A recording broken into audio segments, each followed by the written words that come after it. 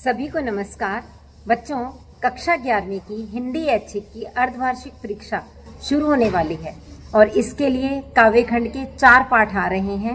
एक तो कवि कबीरदास, दूसरे सूरदास, तीसरे देव और चौथे सुमित्रानंदन पंत की कविताएं। इन चारों कवियों की कविताओं के सभी महत्वपूर्ण प्रश्नों की आज हम एक तुरंत पुनरावृत्ति करने वाले हैं।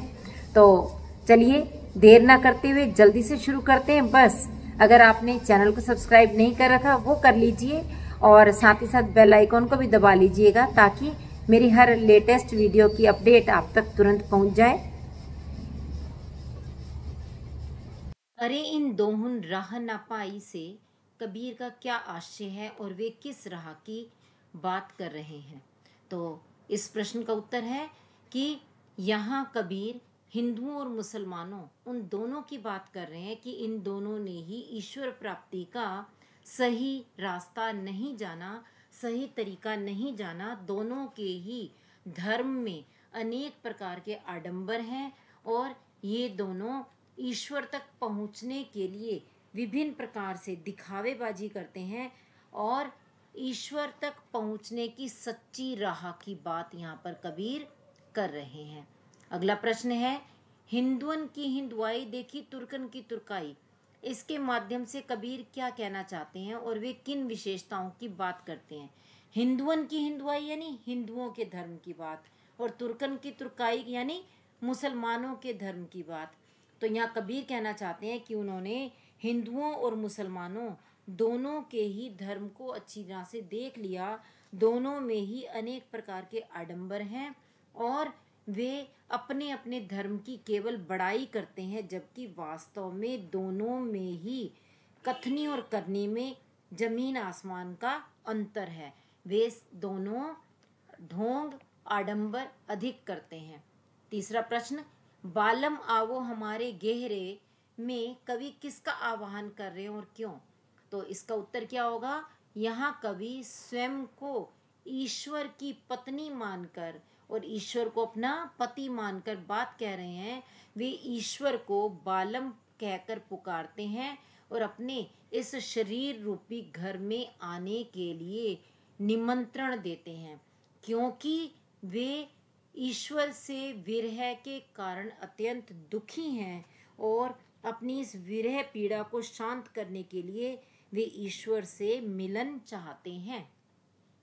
चौथा प्रश्न है, अन्न न भावे नींद न आवे का क्या कारण है, ऐसी स्थिति क्यों हो रही है।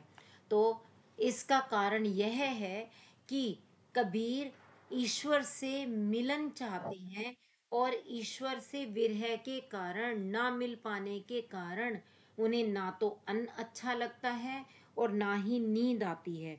यानी उन्हें इस संसार में कहीं भी शांति प्राप्त नहीं होती।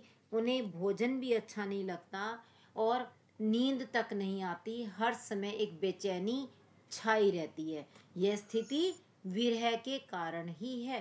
पांचवा प्रश्न, कामिन को है बालम प्यारा ज्यों प्यासों को नीर रे से कवि का क्या आशय स्पष्ट कीजिए। यहाँ कामिन कवि ने स्वयं के लिए कहा है और बालम ईश्वर हैं, क्योंकि जिस तरह से एक स्त्री को अपना पति प्रिय होता है, ठीक उसी प्रकार से यहाँ कबीर भी अपने प्रियतम को पाना चाहते हैं और इसीलिए उनकी दशा ऐसी हो गई है जैसे कि प्यासा व्यक्ति जल के अभाव में व्याकुल हो जाता है। इसी प्रकार वे भी प्रियतम से मिले बिना, परमात्मा से मिले बिना व्याकुल हो रहे हैं। छठा प्रश्न है, खेलन में कोका को गुसैया पद में कृष्ण और सुदामा के बीच किस बात पर तकरार हुई। तो इसका उत्तर होगा, खेल खेल में जब श्री दामा जीत गए और कृष्ण हार गए तो उन दोनों के बीच में इसी बात पर तकरार हुई, क्योंकि कृष्ण अपनी हार को मानने को तैयार नहीं थे और वे रूठ कर खेल छोड़कर बैठ गए थे। अगला प्रश्न है, खेल में रूठने वाले साथी के साथ सभी क्यों खेलना नहीं चाहते हैं।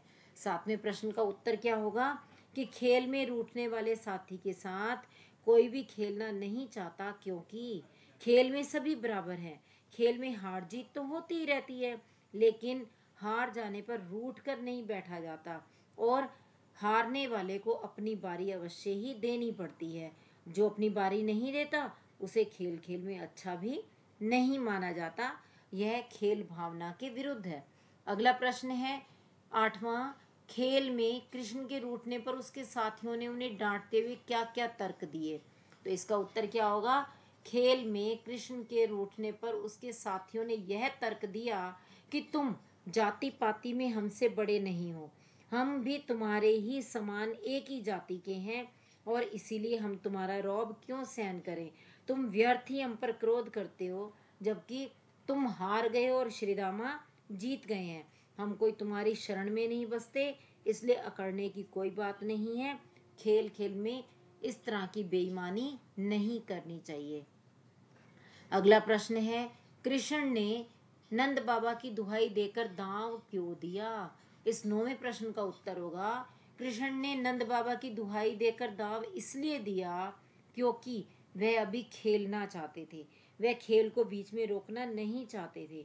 और दूसरा, इसका अर्थ यह भी निकलता है कि नंद बाबा की दुहाई देकर उन्होंने यह जताया कि अब की बार वह अवश्य ही जीत कर रहेंगे और अन्य ग्वाल वालों को हराकर ही दम लेंगे। अगला प्रश्न 10वां, खेलन में कोका को गुसैया पद से बाल मनोविज्ञान पर क्या प्रकाश पड़ता है। इस पंक्ति का अर्थ निकलता है कि खेल खेल में कौन किसका स्वामी होता है, कोई किसी का गुसाई या स्वामी नहीं है। तो इसीलिए इस बात से यह प्रकाश पड़ता है कि बच्चे खेल खेल में एक दूसरे के ऊपर गुस्सा भी करते हैं, लेकिन फिर जल्दी से मान भी जाते हैं, क्योंकि वे किसी दूसरे को अपने से बड़ा नहीं समझते। वे एक दूसरे को बराबर ही मानते हैं और इसलिए ज़्यादा देर तक रूठे हुए नहीं रह सकते। वे तुरंत ही अपना गुस्सा त्याग कर खेलने में मग्न हो जाते हैं। अगला प्रश्न है कि गिरिधर नार नवावती से सखी का क्या आशय है। इस 11वें प्रश्न का उत्तर देखिए, गिरिधर नार नवावती यानी गिरी को धारण करने वाले की भी गर्दन झुका देती है। कौन झुका देती है? मुरली।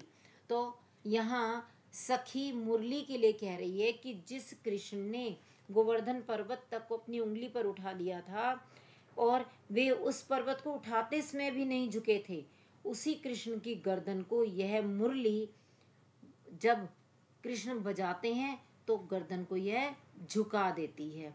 अर्थात इस मुरली के वश में होकर कृष्ण पूरी तरह से इसके अधीन नजर आते हैं और अपनी गर्दन तक नीचे को झुका लेते हैं, जबकि वास्तव में यह एक स्वाभाविक प्रक्रिया है मुरली बजाते हुए गर्दन को झुकाना।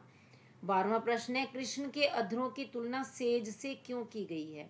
तो कृष्ण के अधरों की तुलना सेज से इसलिए की गई है क्योंकि जैसे सेज कोमल होती है, ऐसे ही यहाँ पर अधर यानी होंठ कोमल है। सेज सोने के काम आती है, या अधर भी मुरली के लेटने के काम आ रहे हैं। तो दोनों के गुणों की समानता के कारण कृष्ण के अधरों की तुलना सेज से की गई है।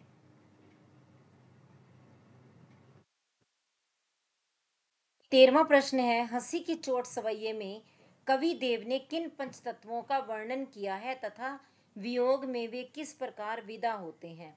तो इसका उत्तर होगा, कवि ने भूमि, वायु, जल, आकाश और अग्नि इन पंच तत्वों का वर्णन किया है। वियोग में ये तत्व बारी बारी से विदा होते हैं, क्योंकि तेज तेज सांस चलने से वायु तत्व, आंसुओं के रास्ते जल तत्व, शरीर की गर्मी के चले जाने से अग्नि तत्व और शरीर की कमजोरी से भूमि तत्व नष्ट हो जाता है। आशा में केवल शून्य अर्थात आकाश तत्व ही शेष रह जाता है। आगे 14वां प्रश्न है, सपना कवित्व में नायिका प्रसन्न क्यों थी तथा सपना कैसे टूट गया। तो इसका उत्तर होगा कि नायिका सपने में कृष्ण से मिलने के कारण प्रसन्न थी, क्योंकि वह सपने में देख रही थी कि कृष्ण ने आकर के उससे कहा कि चलो झूला झूलने चलते हैं। और यह देखकर अपने सम्मुख कृष्ण को पाकर वह बहुत ही प्रसन्न हो रही थी, अपने भाग्य को सराह रही थी। किंतु जैसे ही नींद खुली और सपना टूट गया और कृष्ण वहां पर मौजूद नहीं थे, इसलिए उसे ऐसे लगा जैसे सपने के टूटते ही उसका भाग्य भी सो गया। अगला प्रश्न है 15वां प्रश्न। कवि देव ने दरबारी चाटुकारिता और दंभपूर्ण वातावरण पर किस प्रकार व्यंग्य किया है? तो इसका उत्तर क्या होगा? कवि दरबारी वातावरण पर व्यंग्य करते हुए कहते हैं कि वे लोग केवल भोग विलास के पीछे पागल हैं। राजा को भी कुछ दिखाई नहीं देता कि वहाँ का वातावरण कला सौंदर्य से विहीन है। दंभवश कोई किसी से कुछ कहता नहीं, कोई किसी की कोई बात मानता नहीं। इस प्रकार भोग विलासी और कला विहीन प्रवृत्ति का, लोगों की अकर्मण्यता का इसमें वर्णन है। अगला 16वां प्रश्न है। संध्या के समय प्रकृति में क्या क्या परिवर्तन दिखाई देते हैं? तो इसका उत्तर है कि संध्या के समय सूर्य की लालिमा पेड़ के शिखरों पर जा बैठती है। तांबे जैसे पीपल के पत्तों से स्वर्णिम झरना झरता हुआ प्रतीत होता है। सूर्य रूपी खंबा धरती में धंसता हुआ प्रतीत होता है। क्षितिज पर सूर्य ओझल हो जाता है। गंगा का जल चितकबरा सा लगने लगता है। 17वां प्रश्न। संध्या के बाद कविता में लाला के मन में उठने वाली दुविधा को अपने शब्दों में लिखिए।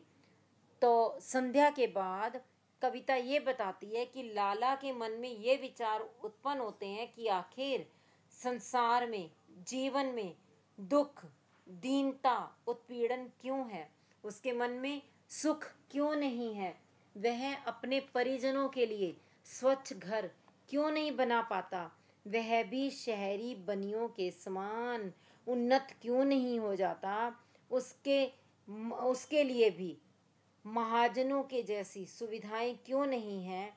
क्या कुछ ऐसा नहीं हो सकता कि उसे भी वैसे ही उन्नति के समान अवसर मिल जाएं? आगे 18वां प्रश्न। कर्म और गुण के समान ही सकल आय व्यय का हो वितरण, पंक्ति के माध्यम से कवि कैसे समाज की ओर संकेत कर रहा है? तो इस पंक्ति के माध्यम से कवि यह कहना चाहता है कि जिस प्रकार ईश्वर ने कर्म और गुण को लोगों में बांट दिया है, ठीक इसी प्रकार से यदि लोगों की आय और व्यय का भी बंटवारा हो जाए, यदि सभी को समान रूप से आमदनी के, उन्नति के अवसर मिलने लगे और लोगों के बीच में ये भेदभाव ना हो, तो समाज में शोषण ही समाप्त हो जाए। अर्थात शोषक और शोषित वर्ग का कोई भी अंतर रहे ही नहीं, सभी समान हों। अगले प्रश्न की ओर बढ़ेंगे और 19वां प्रश्न है। तट पर बगुलों सी वृद्धाएं विधवाएं जब ध्यान में मगन, पंक्ति के द्वारा क्या अर्थ व्यंजित होता है? इसी प्रश्न को ऐसे भी पूछा जा सकता है, पंत जी ने नदी तट का कैसा वर्णन किया है?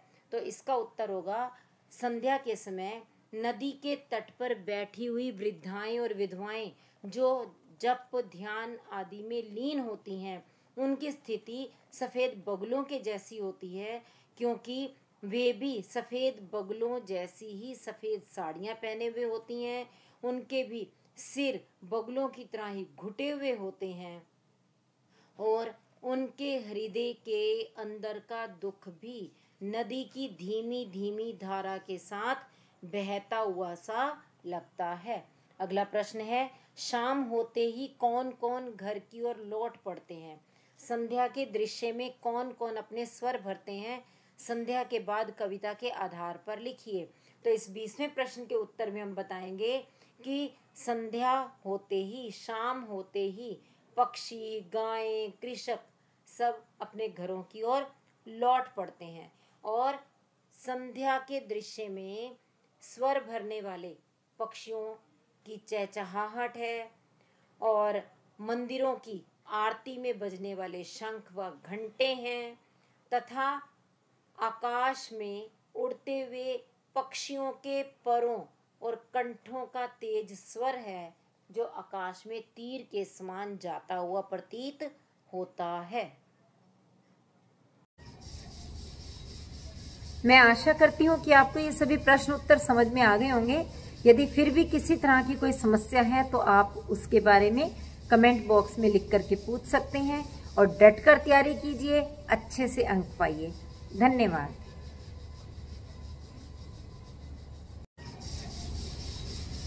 मैं आशा करती हूँ कि आपको ये सभी प्रश्न उत्तर समझ में आ गए होंगे।